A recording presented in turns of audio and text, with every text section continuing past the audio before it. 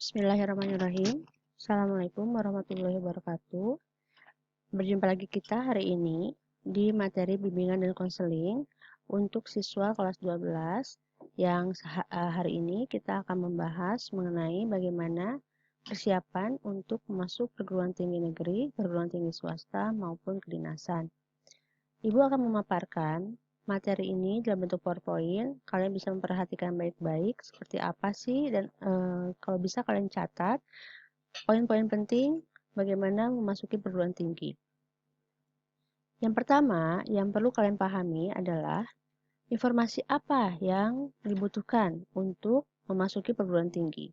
Itu tadi Ibu bilang sebagaimana yang di awal, mulai dari perguruan tinggi negeri, perguruan tinggi swasta maupun kedinasan.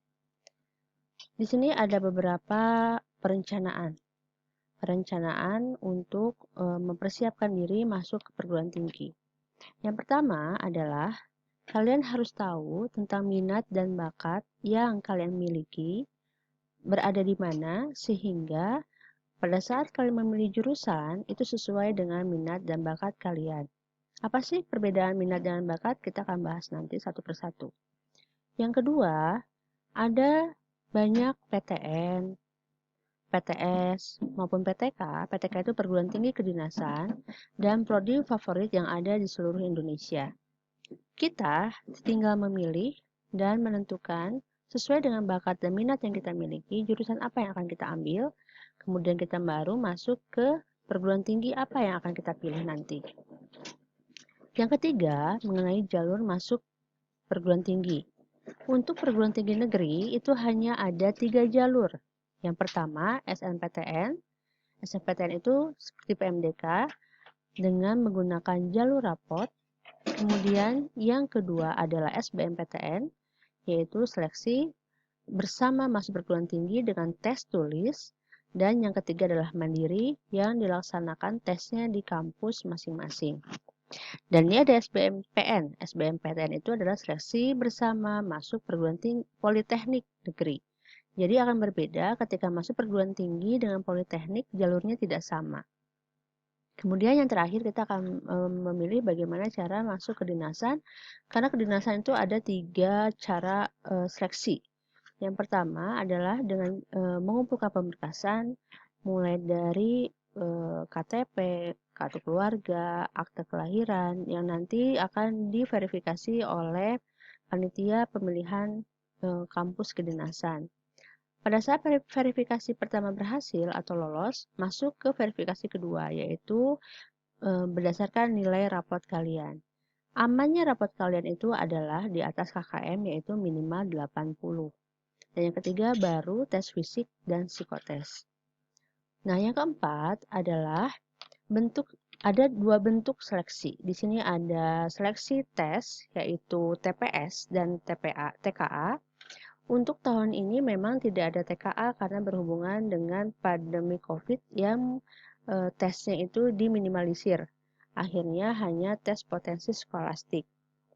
Tapi untuk tahun berikutnya, angkatan kalian akan dimunculkan walaupun belum fix bahwa akan ada lagi TKA, tes kompetensi akademik, yaitu sosum dan saintek.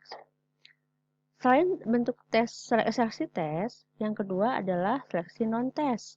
Apa itu yang non-tes? Kalau non-tes itu berdasarkan prestasi. Olimpiade apa yang kalian ikuti, kemudian prestasi apa seperti ekskul, olahraga, kemudian seni, ini bisa dimasukkan seleksi non-tes. Sehingga kalian harus mengumpulkan portofolio sebagai syarat untuk masuk perguruan tinggi jalur non-tes. Berikutnya, di sini kan lihat ya ada TKA, tes kompetensi akademik, ada TPE yang saintek, sosum, dan TPS, tes potensi skolastik. Yang kelima, yaitu kalian harus mengukur strategi kemampuan kalian dalam menentukan pilihan jurusan. Kalian wajib membuat mind mapping.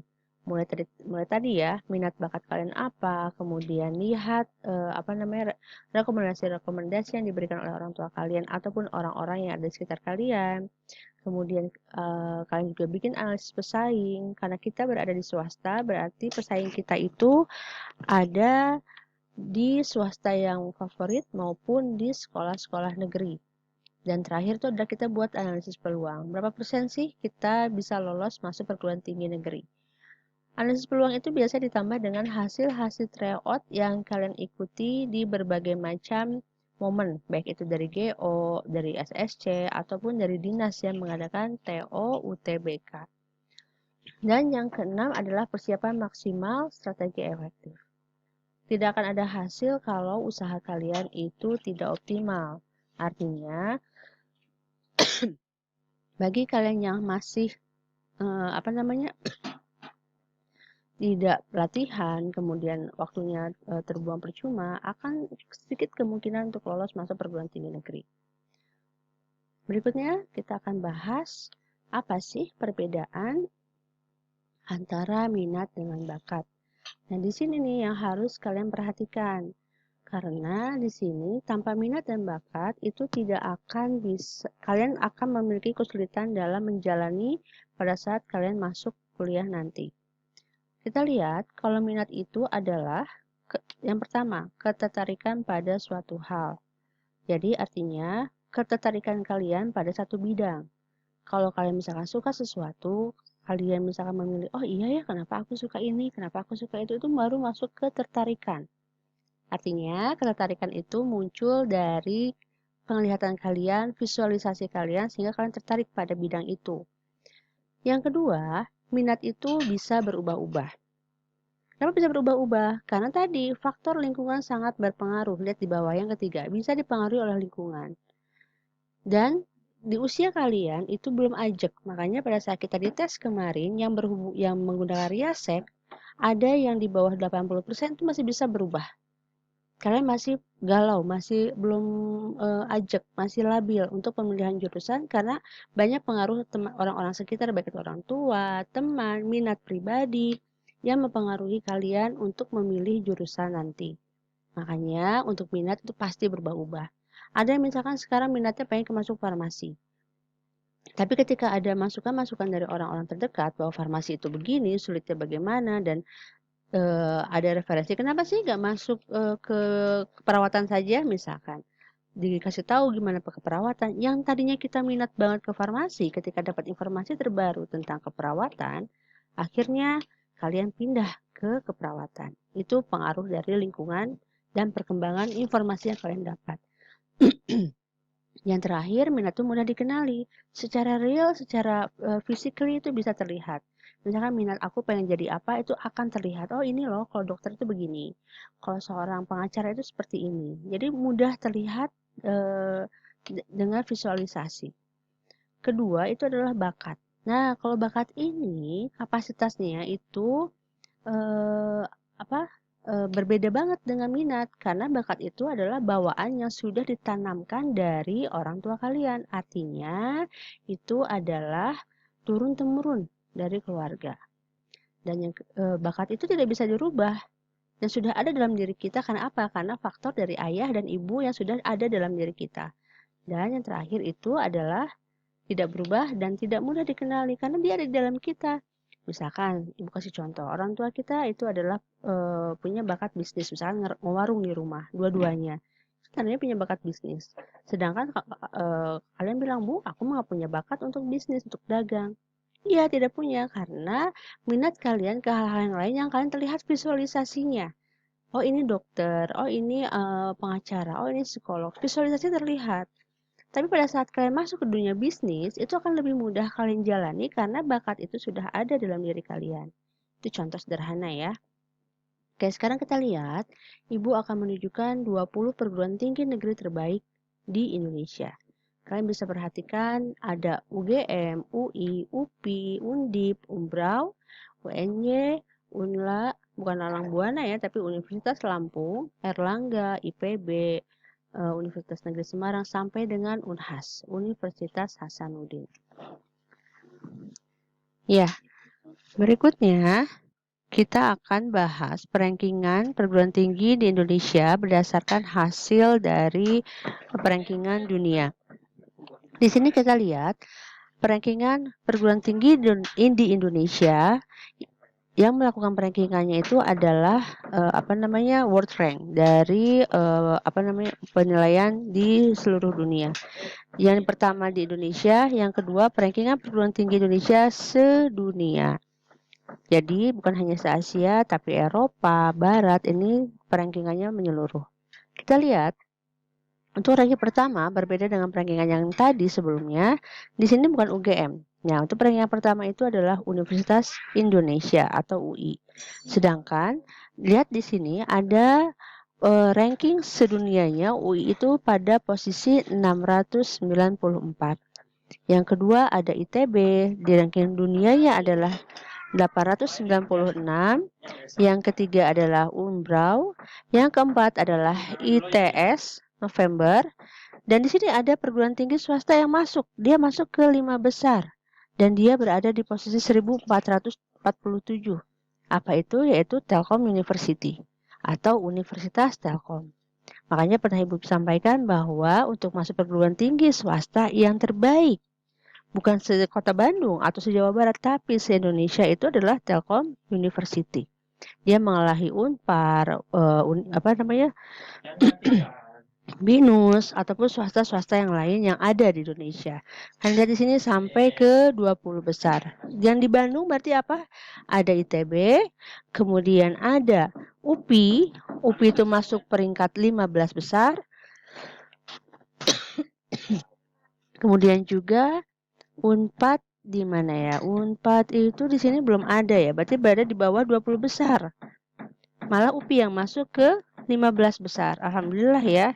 Jadi makanya di sini yang masuk di Bandung itu adalah ITB dan UPI.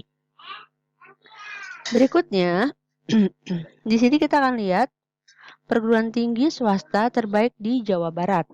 Kenapa Jawa Barat Ibu ambil? Karena Ibu yakin kebanyakan kalian berpikir kalau swasta ngapain Bu jauh-jauh? Pasti kita ngambil yang tetap pasti akan milih di Bandung, bahkan di luar Bandung.